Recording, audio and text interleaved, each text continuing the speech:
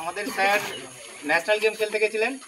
National game খেলার পরে ওখান থেকে স্যার আবার সিলেকশন পেয়েছেন এশিয়ান গেমসের জন্য। এশিয়ান গেমস আছে আমাদের এই মাসেরই 5 তারিখ, মানে বুধবার আছে।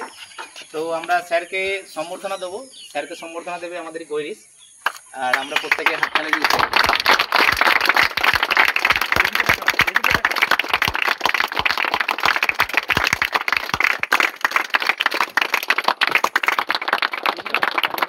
এবারে স্যারের যে গেমটা প্রত্যেকে হয়তো অনেকেই জানো না, যে স্যার প্রথমে আমাদের ভেটারেন গেম হয়, যেরকম আমাদের যেরকম অ্যাথলেটিক্স মিট যেরকম হয় age group wise, junior group senior group হয়, যেরকম আন্ডার 14, 16, 19।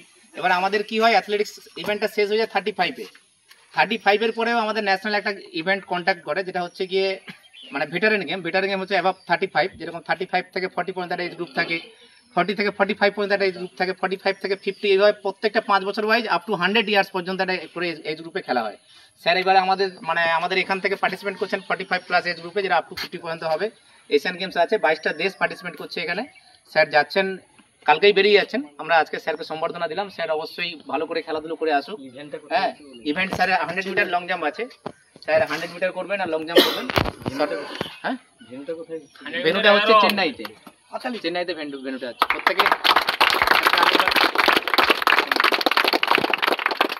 স্যার ভালো করে খেলে আসুন।